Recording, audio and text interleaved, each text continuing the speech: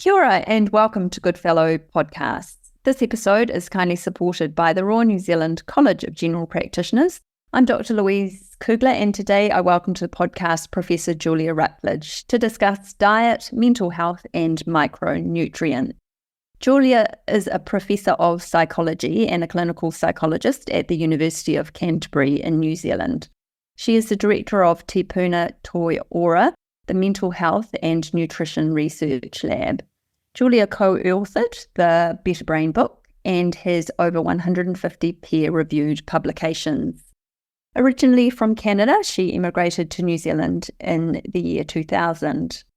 Julia's research focuses on the connection between micronutrients and mental health, conducting clinical trials on micronutrients for conditions like ADHD and mood disorders. Recognised for her contribution, she's received awards such as the Bellin Award and was named Woman of Influence in New Zealand multiple times.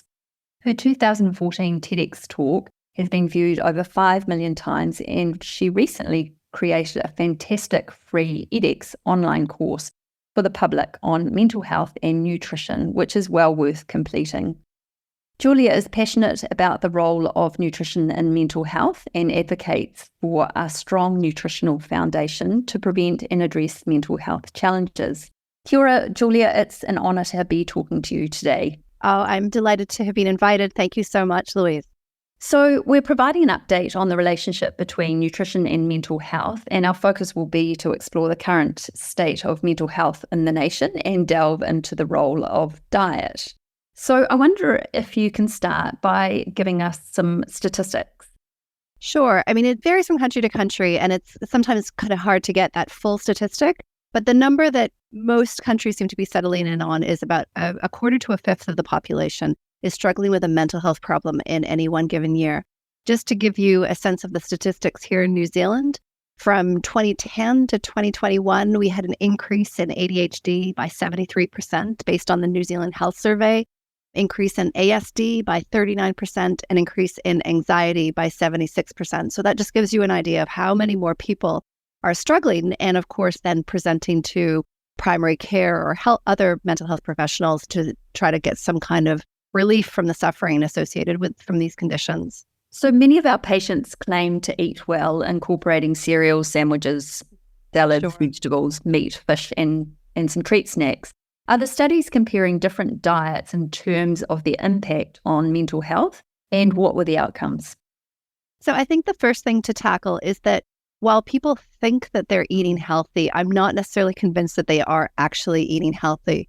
And when we look at the big population studies, and I'm not aware of one that's been done in New Zealand per se, but they've been done in Australia, in the UK, North America, Canada, etc. So other Western countries. And they're all pretty much showing that about half of the calories that people are consuming at a population level are coming from ultra-processed products. So ultra-processed products are those things that are packaged. They will often have added ingredients to make them tasty, like your emulsifiers, your preservatives, or more shelf life, your flavors, your colors, things that you do not get in your kitchen.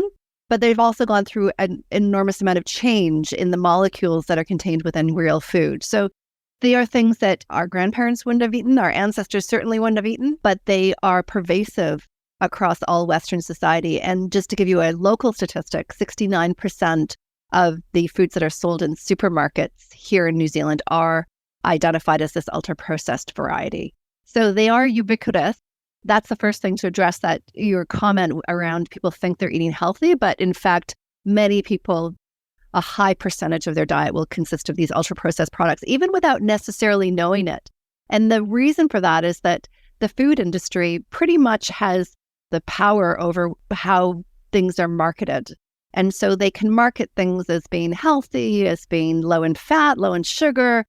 So there's all these things that are in packages that are there to lure you into thinking that it's going to be good for you. But for me, it's just ultra-processed food in disguise. So we just need to be really mindful of that. But I think because of things like the health star ratings that sort of lure people to think that it's going to be healthy because it might have a 4.5-star rating like a cereal, pretty much all cereals would be identified as ultra-processed. The problem with eating these foods is that they are low in nutrients, and that is one of the challenges that you and I can talk about. But the question around what do we know about the relationship between eating these types of foods and mental health, there are dozens of studies that are showing that these foods are associated with poor mental health. There's studies that show it's associated with a greater chance of having depression, anxiety. It's associated with ADHD symptoms. There's been a meta review, or it's like an umbrella review that just came out in the BMJ, and it showed the association between the consumption of these ultra-processed products and a whole bunch of health indicators, including mental health was covered in there as well. So we have an enormous amount of evidence that shows that these particular types of foods are associated with poor physical and mental health. I haven't ever seen a study that's shown that it's been good for our mental health. And then on the flip side, the more you're eating foods that are unprocessed or minimally processed, your real whole foods, people know what those are. They're the fruits and vegetables, your nuts, your seeds, your legumes, beans, your chickpeas, your lentils, healthy fats like olive oil, fish, grass-fed meat, those types of foods that are more minimally processed. The more you eat those types of foods in your diet, then it's associated with better mental health. There's such a small conversation on this at a national level, or even within the public healthcare system, that we really do need to be talking about the food environment whenever we are faced with people who are struggling with a mental health issue.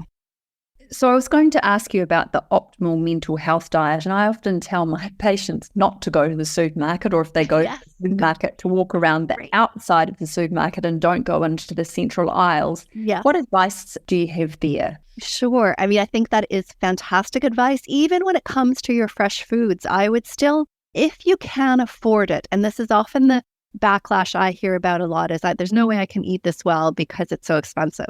But I have a few things to say on that. One of them is that if you can go to farmers markets, then that will get your freshest fruit and vegetables that it would likely have been harvested within the last couple of days, as opposed to in the supermarket where it could be a very lengthy period of time. In fact, with some apples, they could have been harvested 9 months ago. So that's the first thing. The other thing I'd say is always eat in season, because then you're getting fruits and vegetables that are grown and are going to do the best within the season that you're in, whether that's summer or winter. The other thing I would suggest is that there are some things that are in supermarkets that are absolutely wonderful and healthy. Your canned tomatoes, frozen vegetables, your peas or the corn, those are going to be harvested at their prime and then frozen, so they retain their nutritional value. I guess those would be some of the first things that I would sort of concur with you around how to eat. But it really is also about, over time, developing a curiosity about food, how to cook food, how to eat nourishing foods. That level of education is something that I think, unfortunately, is missing for some people.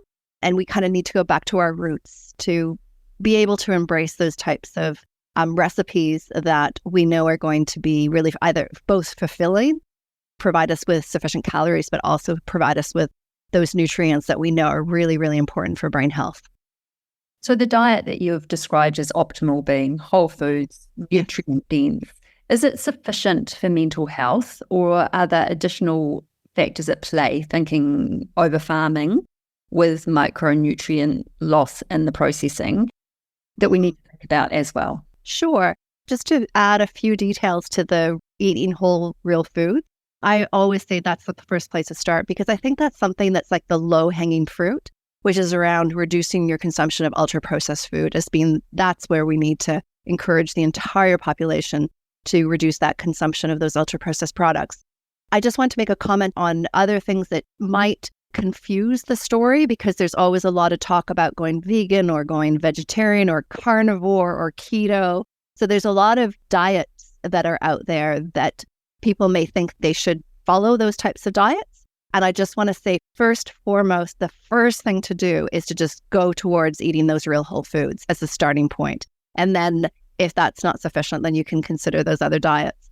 To answer the question about whether or not we need to supplement, and are there reasons why some people may need more nutrients than what they can get out of their food, I think that there is a case for that, in that for a number of different reasons. Some of them might be individual. Some of them are things like you have an inborn error of metabolism that means that there might be just sort of errors that can be made in the making of an enzyme so it doesn't work quite as well as it should, you can correct that by giving more vitamin and mineral cofactors to support that metabolic reaction. So there might be some individual reasons. There could be things like gut health can influence your ability to absorb nutrients, and so you may need to get more. What you're also talking about is things like our food environment and how we're growing food. I'm starting to delve into this in lots of different ways. In fact, just this week, I was out at Lincoln talking to some agricultural experts and how when they feed their dairy cows a variety of different types of grass or plants, and they call it the salad bar because most of the time they're just eating one type of grass. But in fact, they're offering them a full variety. And what they find is that they have better milk production and they also have better metabolites that are available in the milk. So it's just a healthier product that they're getting at that. So it tells us that some of our farming practices have kind of gone astray because we've ended up with a lot of monoculture. And what that means is that you end up with depletions of nutrients in the soil that in turn end up in the plants that are grown. And then that in turn will affect human health. And in that case, I'm just giving an example of animal health, but that will in turn have an impact on human health. So if you don't remineralize the soil adequately, and what we do a lot of the time is just give sort of your NPK fertilizer, your nitrogen, your phosphorus, your potassium, and not put in other trace elements and minerals that are really essential for proper health of those plants. So things like your boron or your selenium or your iodine, things that we know are depleted in New Zealand soils are not getting adequately put back in. Given that humans cannot make these minerals, they can make a few B vitamins, but for the most part, they have to get their vitamins and minerals from plants or from an animal that ate those plants. So if the plants don't have the adequate nutrients in the soil, then that's going to influence overall human health. So that's something that we do need to consider. Supplementation of vitamins and minerals is basically, in a way, compensating for something that's down the road. I mean, I would absolutely prefer that we sorted out our soils, that the incentives for farmers were such that they could look after their soils properly, not use glyphosate, which can influence the mineral content and the microbiome of your soil. So maybe going back to some of our ancestral roots around how we looked after the land, that would be the first thing that I would do. I would want to see done. But in the interim, an alternative solution is to supplement with additional vitamins and minerals that people can't get out of their food, either because of what we're talking about here, which is the food production, or that they're simply making choices of foods that are nutrient poor. Fantastic. Thank you for that, Julia. So you've mentioned nutrients and vitamins and minerals. So I wonder if you could elaborate on the specific things that you're talking about that are necessary for optimal mental health. Sure. I think what we've grown up thinking about when it comes to our food is that it's about its macronutrients. So we think about its fat, its protein content, its carbohydrate content. And those are essential, of course, and they're important for us to make sure that we eat those. But it's overshadowed the focus on the micronutrients. And those are nutrients that we need to consume in much smaller amounts, but they are so important and so essential for all the metabolism that's happening in not just your brain, but all over your body. So these vitamins and minerals are things that will support the making of neurotransmitters. So for example, serotonin or dopamine. So if you just think of the conversion of tryptophan, which you consume in your diet, and you would convert that to serotonin, you need enzymes to support that transaction, but you also need vitamins and minerals. And there's thousands and thousands of these metabolic reactions that are happening all the time, and they're all dependent on a different kind of combination of vitamins and minerals. And what's really important is that we don't get too focused on one specific nutrient, like zinc or vitamin D or B6, which can often happen in science because we're so used to wanting to manipulate one variable at a time. Or if we think about the pharmaceutical model, that's always one molecule at a time. So if we could just sort of move away from that way of thinking, then we realize that actually, in order for these metabolic reactions to occur, you need this full support, the full array of these vitamins and minerals. And there's about 30 of them, plus or minus. They are things that people will have heard of. Like, I've mentioned some of them, but, magnesium, copper, manganese, your vitamin Bs, your vitamin E, D. That's what I'm talking about.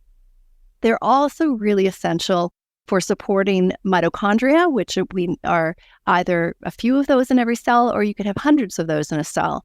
Again, the mitochondria are often talked about as powerhouses of the cell, which is kind of a simple way of thinking about it, but they are important for making the energy molecule ATP. What a lot of people aren't sort of that familiar with is how many vitamins and minerals support that production of that Krebs cycle to make the ATP. So that's another thing that those vitamins and minerals are doing. So if you don't have that adequate supply of those vitamins and minerals from your diet, then you're going to start to feel really slow and sluggish, and you might feel your brain will be foggy. You're just not feeling like you're operating on full cylinders. So one way of being able to support that is to make sure that you eat an adequate supply of these vitamins and minerals, either from your food or through supplementation. I just wanted to really emphasize for your listeners is how important they are. I mean, I could go on about their importance in helping keep your genes healthy, supporting methylation. There's a whole host of different things that those vitamins or minerals are responsible for.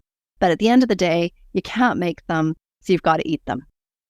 So tell us about some research with the use of micronutrients, and in what conditions have benefits been observed?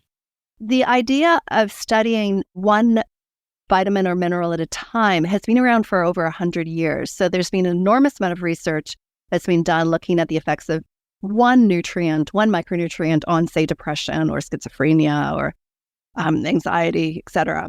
And overall, when you look at that research, it's pretty modest. Yes, you see some maybe positive effects of one nutrient, but for the most part, that approach hasn't really been that successful. So the approach that I've been taking, but also other researchers around the world, I'm not the only one, is taking this concept of a broad spectrum micronutrient approach, which is to give that full array of nutrients in balance and to see whether or not they can have a positive effect on different mental health challenges. So where I started was with ADHD, and we now have a sufficient amount of evidence for ADHD using this broad spectrum approach to say that it's an evidence-based treatment. You just need 2 randomized control trials in order to be able to establish something as evidence-based. And we've got 3, that there were 2 done in New Zealand, one with adults, one with children, one was done in the US on a multi-center site. So we have good evidence for that. I also always think people need to know that it doesn't treat everybody. It's not 100%, but we get good responses of about 50% showing a really substantial change, 30% showing some benefit, but not fully. And then there's about 20% who show no changes whatsoever. Another area that's got good evidence is in the area of autism. And those studies have been done in the States primarily, but also showing benefit for symptoms associated with autism, like the temper tantrums, the challenges with receptive gaze. So there's been some benefits that have been observed in some of those areas that can be challenging when parenting or when somebody has those symptoms associated with ASD. There's a lot of evidence supporting the use of broad spectrum nutrients for reducing anger, aggression in prisoners. Sufficient evidence there that it really should be something that all our prisons in New Zealand should be doing. When it comes to the anger and aggression, we've had so many studies that have shown that that's almost like the first thing that benefits. I would just love it if we would consider this more when it comes to our children before putting them on medications that we know can come with an undesirable side effects, at least with some of them, because the benefit there is so obvious, or it can be so obvious and really quite quick as well to see the benefits when it comes to the emotional dysregulation. The other ones that I didn't mention earlier was depression and stress. We've done some really not placebo-controlled trials on stress, although people in other centers have, but there is a really interesting body of research that we've done post either natural disasters or other types of disasters that really show the importance of B vitamins in particular as something to take to support you under extreme levels of stress. And that's based on research we did after the Christchurch earthquakes, the mosque shooting here, and then floods in other places around the world. So there is a pretty solid body of evidence to support the use of the vitamins and minerals for stress. Depression, I just wanted to make a comment on that one, that we did an RCT that did show benefit of the broad spectrum micronutrients for depression, more so in terms of just leading to a faster relief of symptoms. But I also want to say that just like antidepressants, we are very prone to the placebo effect when it comes to depression. So our placebo effect was really high, just like you see in antidepressant studies as well. So we do need to see more replication in that area with bigger sample sizes. Using or prescribing micronutrients. Yeah. My understanding is in New Zealand, this is regulated. So how does one go about prescribing them and what protocols should be followed? Yeah, the regulation in New Zealand is complicated, but it's complicated around the world. But if just to talk about New Zealand specifically, the regulation of supplements is that it's actually a food. And that is what makes it complicated, because as soon as you show medicinal effects, it falls into this gray zone if it's a medicine, but that would mean you'd have to have that entire array of nutrients in that particular combination go through MedSafe approval as a medicine. So that means you end up it being an unapproved medicine, and that's what makes it a challenge in order to be able to get access to it, because it's no longer a supplement because it's been proven to have benefit or efficacy. So that affects its regulation, but it can't be sold as a food because the nutrient levels are higher than what is allowed in a supplement. So I'm sorry, Louise, that I'm complicating it, but it is a complicated story. I hope that was sufficient in terms of sort of explaining the challenges. But it's not that you can't get access to it in New Zealand. You can, but the way around this very old legislation is essentially to have it available to practitioners, to prescribers, to say, yes, I'm happy for my client to take these micronutrients, and then sort of approve the sale of the micronutrients to the consumer. So that's the workaround. And it's not that I haven't tried to find a better workaround. I've talked to lots of MPs about the problem. I keep asking to see Matt Ducey, who's the new Minister of Mental Health, and could you please solve this problem, because it is confusing for consumers and it's confusing for prescribers. But at the same time, I also want to make sure and reassure your audience that you can get hold of them, but you just have to simply, as a prescriber, approve the sale of the micronutrients. That also means that the prescriber can make sure that if the person is taking medications, particularly psychiatric medications, that it's done carefully and slowly, because the observations that have been made over time internationally from psychiatrists who've used the micronutrients alongside medications is that you need to reduce the dose of the medication over time as the micronutrients are titrated in. And so that cross tapering needs to just be done carefully. It's not, again, it's something that can be done, but the prescriber needs to be aware of that, because if they're not aware of it, then the person basically ends up being a bit over medicated. And so then you end up with an increase in the side effects associated with the medication, which is of course undesirable. So that's, again, a reason why it's sold in this way, is so that when it's sold to somebody who's on medications, that's done professionally and appropriately. Can you talk more specifically to that? Because I remember when my first patient came to me asking for micronutrients, I had no idea, and actually wrote to you and said, what do I do? Oh, okay. So what are we talking about as far as products, and what exactly are we writing into whom? Okay. I try to stay well away from all of this, the side of the selling of it and also the prescribing of it, because I'm not a prescriber. So I just kind of try to educate people on the science and what has been documented, and then, saying this is how you do it. So in New Zealand, it's only the micronutrients are sold now, actually, from a variety of different practitioners. I've seen it pop up in different places all around New Zealand. They simply require a letter from a GP. They provide the template. So my understanding is it's super simple, but just so that people are forewarned, that is something that they will need to do, is to provide that letter to the company who is selling the micronutrient product, and then they'll sell it on to the consumer. So it's just kind of like a way of ensuring there's safety, a safety net around the sale of it. Because the last thing we want people to do is to stop their medications and to go on the micronutrients, just go buy them in a health food store. So it's really trying to ensure that it's used really safely and that there aren't inadvertent negative effects that happen as a consequence of the micronutrient use. Yeah. Are there any other precautions or considerations that we need to think about when prescribing micronutrients? I mean, sometimes they come up, and it's things like if you start to understand that it's not about specifically, it's not a target for a disorder. Like it's not like you think of Ritalin as being the treatment for ADHD or, an antidepressant as treatment for depression. It's more of a metabolic tune-up where you're providing the essential nutrients that the body needs to function optimally. So when you think about it from that perspective, then you start to understand why some things happen. So for example, we're working with teens right now in a study.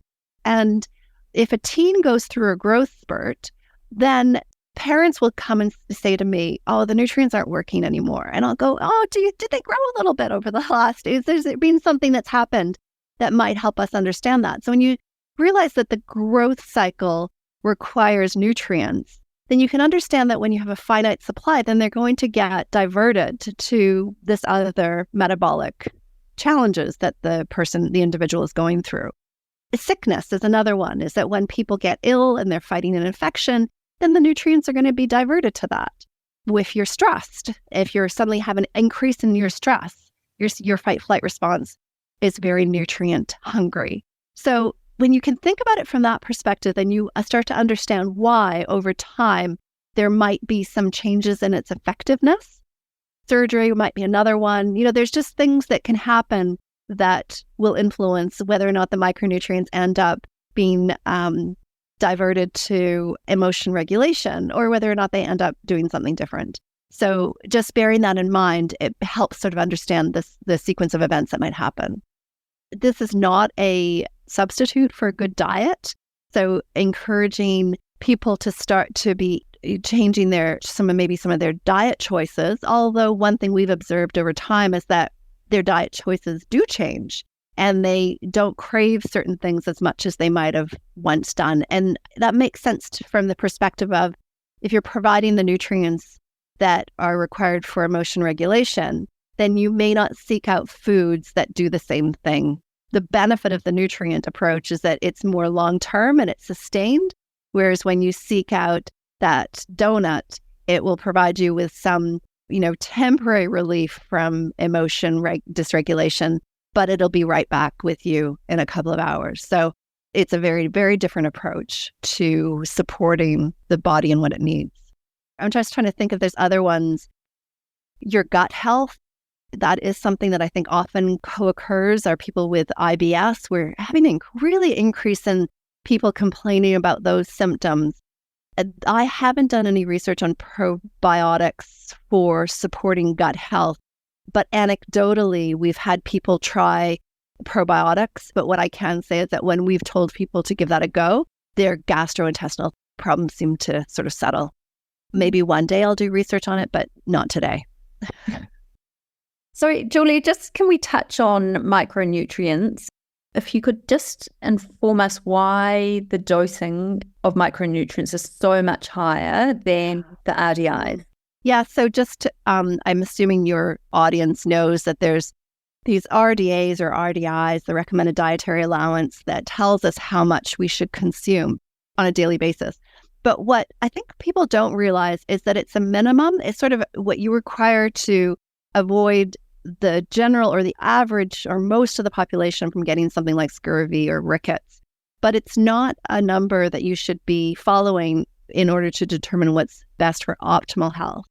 And the other thing is that it's for an average healthy population. And of course, the people we're talking about do not fall into that category that the RDA was developed for, because the people who we're talking about have got either often, mental illness, but they probably also have physical illnesses as well. So the RDA is not a great concept to apply to people who are actually struggling. The other thing is that they were developed with the heart in mind and bones in mind. It was first developed after World War II in order to make sure that the armed forces were adequately nourished to fight. So they weren't thinking about the brain, they were thinking about physical organs. And so again, the brain has been neglected in this whole discussion. And the sad thing about that is that while the brain is only 2% of body weight, it punches above its weight in terms of the nutrients that it consumes. So it consumes between 20 to 40% of what you eat. And so when you think about it from that perspective, really when you eat, you're feeding your brain. To put those things together collectively, you realize that the RDA isn't an adequate number for brain health. I almost sometimes think that the food industry has supported the RDA concept because their foods are so low in these nutrients. And so, if you were to raise that, you would shed more light on the fact that these foods that we're eating are so nutrient poor.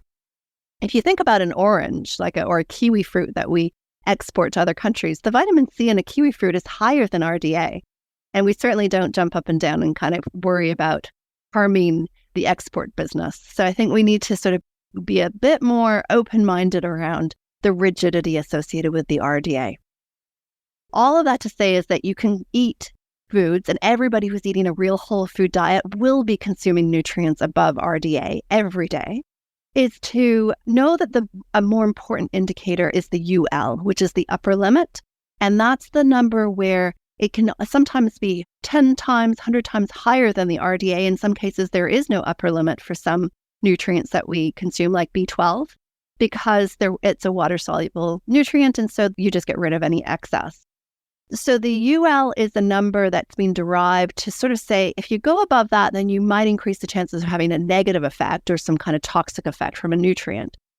And so that it might be useful for, say, ensuring that you don't end up with a copper deficiency if you take too much zinc, for example. If you're taking zinc and copper together, though, the UL associated with zinc no longer applies. It doesn't make any sense anymore. So the ULs were developed with the individual nutrient in mind, and yet we tend to eat nutrients in combination, unless you're just taking one nutrient. As I was saying earlier, is probably not the right approach anyway. So I hope I've kind of given that little background about why in our research we have been operating above the RDA in terms of the doses for the nutrients, but typically below the UL unless there's a logical reason to go above it. And as I sort of explained, some of those logical reasons like zinc and copper. Fantastic. Well, it's been wonderful talking to you today. And I'm wondering if there are primary care practitioners, if they're wanting to delve deeper into this topic, where can they go to seek some reliable information? Goodness. Publications, we've done a lot of reviews, so that's a useful place to go. We've written book chapters about this. So any Google search for my name, you'd end up with a lot of those kind of review places to go for practitioners that have been written over the last couple of years. I don't know, where else? Where would I tell people to go to? I've got a TEDx that's out there. It's a bit dated. I mean, it's almost 10 years old though. But I still think that other than we've got more research available and I could now make a stronger case, I still think it's relevant. I think it's a good place to go for like an 18-minute overview of this field. Fantastic. Thank you, Julia. And to conclude our podcast, your take-home messages for our listeners, please. Sure. Okay. So while patients might think they eat a healthy diet, it may well incorporate a lot of ultra-processed foods. Half of the calories consumed in the Western world are coming from these ultra-processed products. Research has robustly shown, based on epidemiological studies, controlled trials, that our choice of diet is influencing our mental health. Supplementation with additional micronutrients may be necessary for some people, even if they eat a good diet. And there are now randomized controlled trials that have demonstrated efficacy of broad-spectrum micronutrient supplementation for the treatment of ADHD, aggression, symptoms associated with autism. Wonderful. Thank you once again for your time today, Julia. If you're a New Zealand GP and would like to claim CPD points, these podcasts are eligible, so please log them, and I'll put a list of our resources used in making this podcast on our website, goodfellowunit.org. Thanks for joining us today.